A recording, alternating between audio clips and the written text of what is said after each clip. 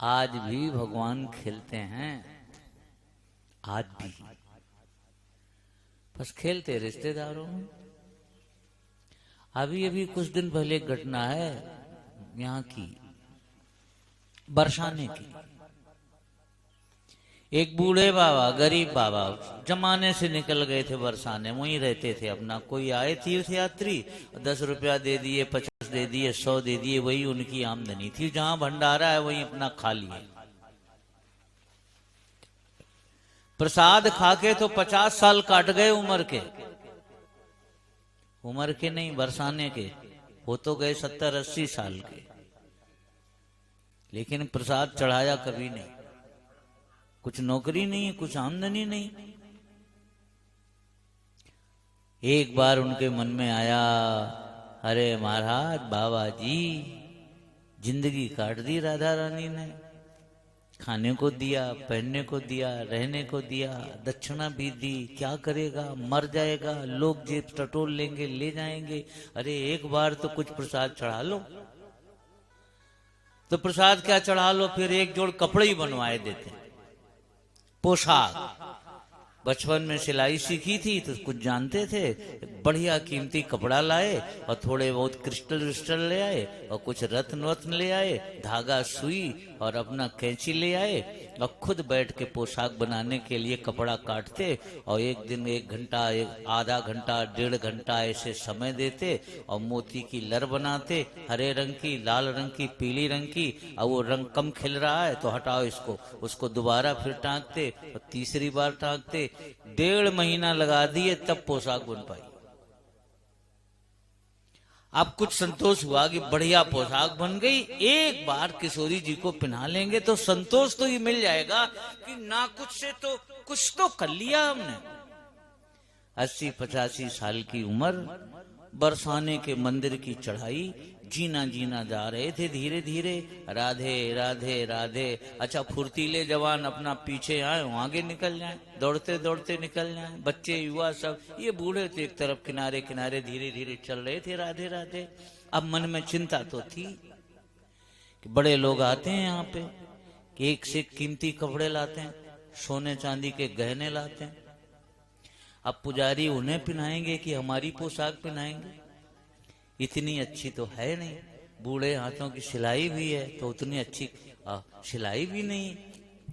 हम हाथ जोड़ लेंगे, कहेंगे पुजारी जी थोड़ी देर के लिए एक बार पहना दो और बस फिर तुम कभी मत पहनाना, हम देख लें इनके शरीर पे कैसी लगती है पोशाक। शायद मान लेगा। वो कितनी कल्पनाएं आती थी, कभी पॉजिटिव कभी निगेटिव। मान लेगा पुजारी, कभी लगता नहीं मानेगा। नहीं मानेगा, हम वहीं बैठ जाएंगे, इतना रोएंगे, हम रोएंगे, तब तो पिनाना ही पड़ेगा। आज नहीं कल पिनाएंगे। आज ही पिना लेते तो कितना अच्छा होता। और आधी पर्दी सीढ़ियां ऊपर तक, काफी जीना तक हाँपते हाँपते चढ़ गए और इतने में एक बच्ची आ गई, 7-8 साल की। बाबा राधे राधे। बाबा ने कहा राधे राधे बेटा, राधे राधे। बाबा दर्शन, मंगला दर्शन? बोले हाँ बेटा, मंगला दर्शन। को इसमें लिए क्या हो? बोले कुछ नहीं बेटा, पोशाक एक है, ले आए माता रानी के लिए। और बच्ची तो बोली बाबा हमें दिखाओ पोशाक कैसी है। बाबा को लगा बच्चा है, लाओ दिखा देते। तो हल्का सा पॉलीथिन दिखाया, बोले इस कलर का कपड़ा है और इसको हमने खुद बेटा बनाया अपने यहाँ बैठ के। ठीक है, पोशाक औसत दर्जा की है। बच्ची बोली बाबा पोशाक तो बहुत अच्छी है।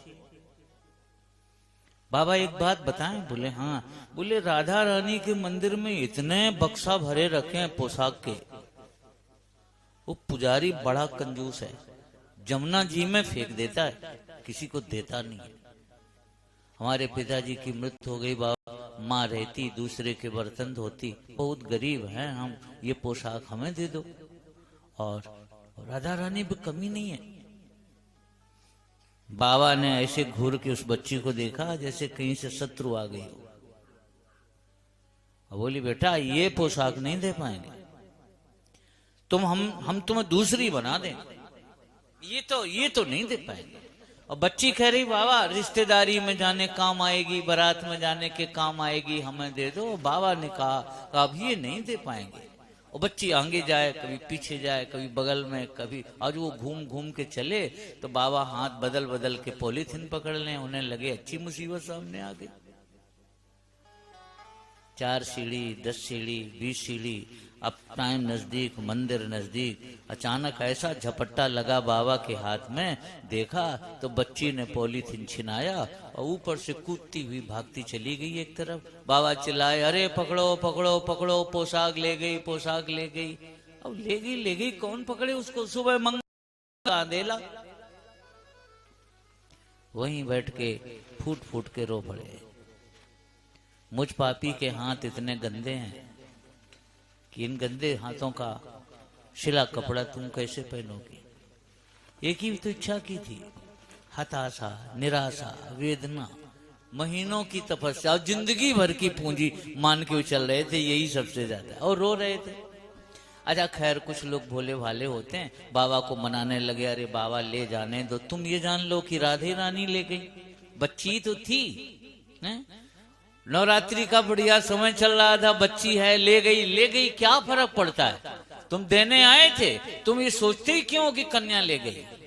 बाबा बोले नहीं, वो पीपल का पेड़ है, उधर रहती, कोई ला दो तो ला दो। अरे बोले अब वो नहीं मिलेगी, जाने दो, और हम तुम्हें और पैसे दे दें और दूसरी पोशाक तुम ले आना। बोले ना, अब नहीं। जैसे तैसे लोग उन्हें मना के घसीट के मंदिर की तरफ लेके आए तो लोग देख रहे थे, यही बाबा जी, यही नहीं कि बताओ वृंदावन में बरसाने में लूट होती, एक बच्ची छिना के ले गई। बेचारे सीधे हैं, बूढ़े हैं, गरीब हैं, लोगों की सहानुभूति बढ़ रही थी और रास्ता दे रहे थे, जाने दो, आगे दो। बूढ़े बताओ मन में थी ललक, नहीं चढ़ा पाए, बुरा तो लगते ही। तब तक मंदिर के सामने पहुंच गए, सामने पड़ा पर्दा, आप हाथ जोड़े खड़े थे और लोग खड़े थे। अचानक घंटा बजा, घन घन की आवाज हुई, पर्दा हटाया गया तो सामने किशोरी जी वही पोशाक पहने खड़ी थी, वही पोशाक थी। एक एक क्रिस्टल उन्हें पता था, कौन रंग का कहाँ लगा है, कौन ललाट पे है, कौन हाथ पे है, कौन गले में है।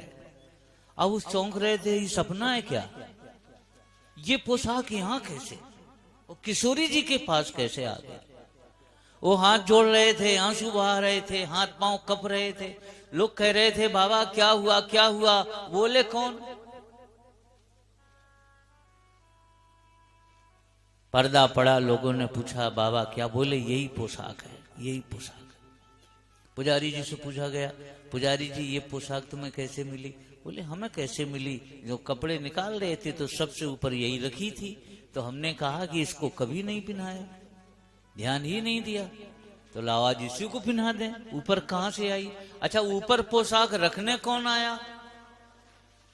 शायद राधा रानी जानती थी कि बाबा के आने में देर हो जाएगी, पुजारी जी को कपड़े पहनाने, इसलिए पहले ही जाके पोशाक लाके उन्होंने कपड़ों के ऊपर रख ली थी।